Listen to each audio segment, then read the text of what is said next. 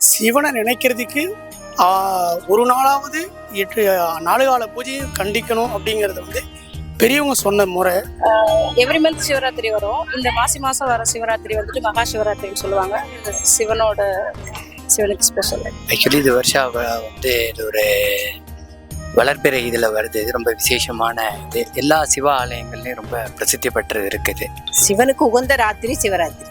சிவனை அன்னைக்கு ஃபுல்லா 4 கால பூஜைக்கு நாங்கள் வழிபடுறோம். சிவராத்திரி என்றால் சிவனுக்காக கண்ணு முடிக்கக்கூடியது. அன்னைக்கு இப்படி வரைக்கும் 4 கால பூஜை நடக்கும். முதல் கால பூஜை சிவபெருமானுக்கு நடக்கும், முருகனுக்கு நடக்கும். அடுத்து வந்து அதை விட ஒரு 2 மணி நேரம், ஒரு 1.5 மணி நேரம் 2 மணி நேரம் கழிச்சு திருப்பி அதை விட சார்ந்த பூஜை நடக்கும். வருஷத்துல ஒரு நாள் ஆன்மீகமா சொன்னாலும் உடல் ரீதியா ஒரு மெடிக்கல் ரீதியா ஒரு நாள் முழுவதா குமரிக்கண்டத்துல ஆரம்பிச்சு ஒரு நள்ளிரவு சிவாலய ஓட்ட போவாங்க. சிவராத்திரி அன்றைய தினம் பத்தி உங்களுக்கு கருத்து என்ன காரணம்? சிவனை நினைக்கிறதுக்கு ஒரு நாளாவது 4 கால பூஜையும் கண்டிக்கணும் அப்படிங்கிறது வந்து பெரியவங்க சொன்ன முறை. ஆனா அதுல சிவனை தெரிஞ்சுக்கணுங்கிறது வந்து மிக பெரிய புண்ணியம் இருக்கு. அந்த நாள் ஒரு நாள் நம்ம இருந்து விரதத்தை பூஜை கர்மா செஞ்சோம்னா நம்ம செய்த பாவங்கள் எல்லாமே தீருண்டு முன்னோர்களும் பெரியவர்களும் வழிவகுத்திருக்காங்க. அது பிரகாரம் நம்ம நடந்துக்கிட்டோம்னா நம்மளுடைய கர்மம் குறையிறது மட்டும் இல்லை, வாழ்க்கை நல்ல முறையில் அமையுங்கிறது பெரியவங்க சொன்ன கருத்து. அதை நான் மிகவும் விரும்புகிறேன், அதை ரசிக்கிறேன். அன்றைய தினம் வந்து பாத்தீங்கன்னா மக்கள் அனைவரும் விரதம் இருப்பாங்க. அது மூலியமா மக்களுக்கு என்ன ஒரு பயன் நினைக்கிறேன்? உடல்ல இருக்கக்கூடிய தான்ற அகந்தையும் அதிகமான சில தேவையில்லாத இதுவும் மாறும். தான்ற முதல்ல தன்னலம் இல்லாத ஒரு இது குறையும். முதல்ல தனக்குன்னு இருக்கக்கூடிய மிருக சக்தி குறையறதுக்கு உணவை கட்டுப்படுத்தணும்னா நமக்கு தெய்வீக சக்தி கிடைக்குங்கிறது முன்னோர்கள் காட்டிய வழி. அது ஓகே. சிவபெருமான் அவர் பெயரை சொன்னாலே உங்களுக்கு என்ன நினைவு வருது? ஈசனை நினைத்தாவே தன்னுடைய தந்தையினுடைய நினைவு வரும். தந்தை இல்லாமல் தாய் இல்லை, தாய் இல்லாமல் தந்தை இல்லை. அவன் இருவரும் ஒன்றானவன், அவன் அருபொருளானவன். அவன் நினைவு இல்லாமல் எந்த பிறவியும் எந்த இதுவும் ஈடேறுவதில்லை.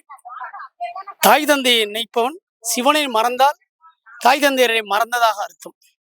தாய் தந்தையரை நினைத்தால் சிவனை நினைத்ததாக அர்த்தம். தன் தாய் தந்தைக்கு செய்யும் புண்ணிய செயல்களை சிவனுக்கு செய்ததாக கருத்தும் உண்டு, உண்மையும் உண்டு. ஜாதகம் ஜோதிடம்லாம் பார்க்கறாங்க, அதுல உங்களுக்கு நம்பிக்கை இருக்கா?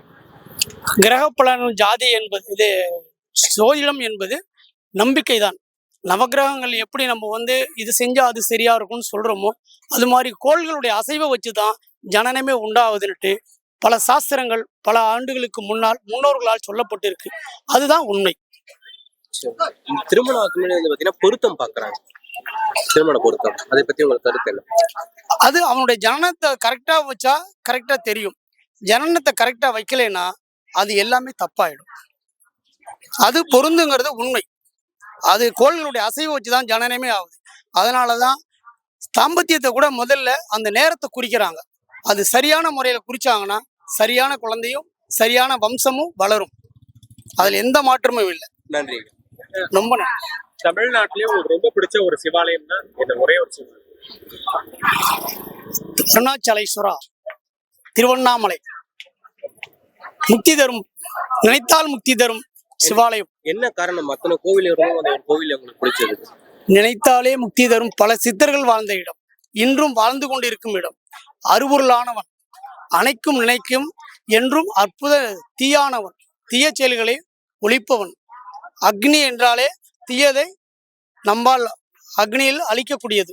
அதனால்தான் நம்மளோட உடலை கூட சாம்பலாக்குறதுக்கு அக்னியை பயன்படுத்துறோம். அந்த அக்னியை பயன்படுத்தினதுக்கு அப்புறம் நீர் அதுக்கு தாரம் வார்க்கிறோம். அதனாலதான் நீர்த்தக்கடன் சொல்றாங்க பெரியவங்க. அப்போ அக்னி இல்லாம நீர்த்தக்கடன் பண்ண முடியாது. அப்போ சிவாலயத்திலேயே மிகவும் உயர்ந்ததுன்னு சொன்னா நினைத்தாலே முக்தி தரக்கூடியது. எவ்ரி மந்த் சிவராத்திரி வரும். இந்த மாசம் வர சிவராத்திரி வந்துட்டு மகா சிவராத்திரின்னு சொல்லுவாங்க. சிவனுக்கு ஸ்பெஷல். சரி, அன்றைய தினம் வந்து விரதம் இருக்கனால மக்களுக்கு ஒரு என்ன பலன் நினைக்கிறீங்க?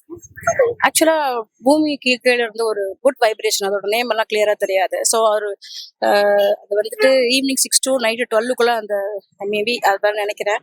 அது ஒரு நல்ல இது இருக்கு. இயர்லி ஒன்ஸ் இந்த நைட்டு மட்டும்தான் அந்த இது வரும். அது பூமிக்கு வரும்.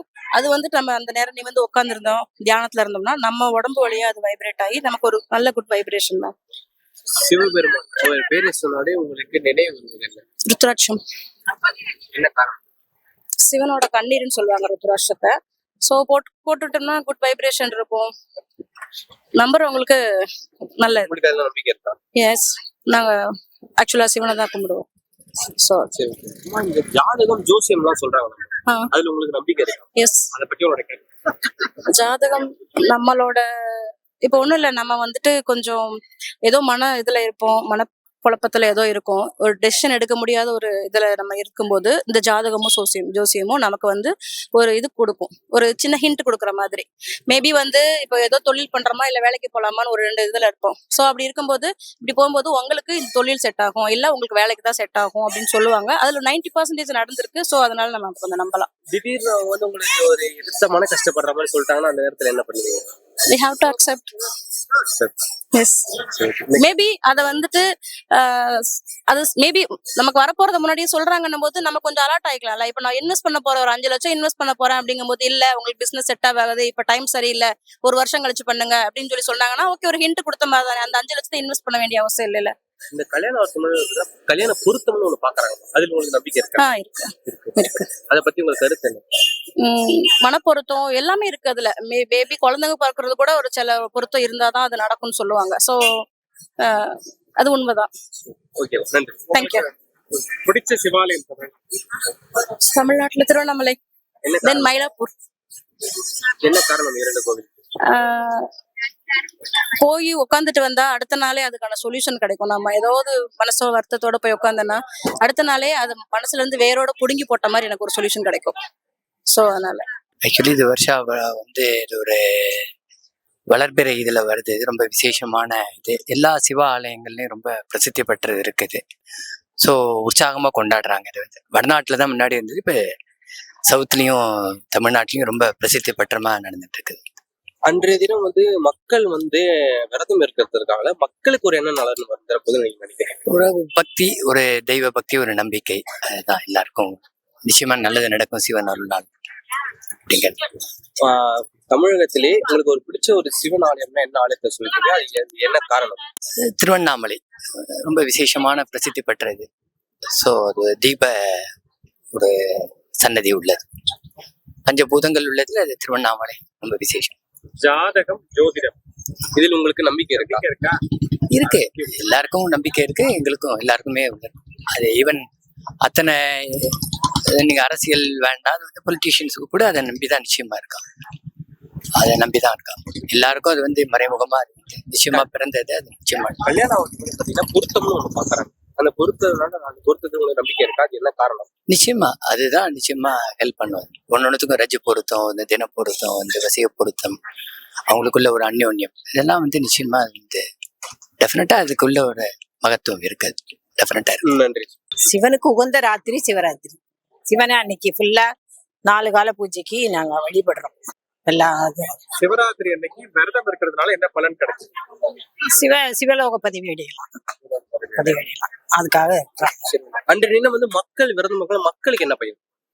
மக்களுக்கு தான் அந்த சிவலோக பதிவு அடைகிறோங்கிறதுக்கு. சரிம்மா, இந்த ஜோதிடம் ஜாதகம்ன்றாங்க, அதுல உங்களுக்கு நம்பிக்கை இருக்கா? நம்பிக்கை இருக்கு, ஆனா ரொம்ப எல்லாம் கிடையாது. என்ன காரணம்? எல்லாமே வந்து உண்மைங்கிட்டு சொல்ல முடியாது இல்லையா, ஏதாவது ஓரளவுக்கு தான் அதை நம்ம நம்பணும். எல்லாமே ஜோசியம் சொல்றது எல்லாமே கரெக்ட்னு சொல்லக்கூடாது. ஏதோ ஓரளவு நம்ம மனசு திருப்திக்காக நம்ம வந்து நம்பலாம். தமிழகத்தில் இருக்கும் சிவ ஆலயங்களில் உங்களுக்கு மிகவும் பிடித்த ஒரு ஆலயம் என்ன ஆலயம் சொல்லுவீங்க? பிடித்தாலே நாங்க வந்து காஞ்சிபுரம் ஏகாம்பரநாதர் கோயில் பிடிக்கும்.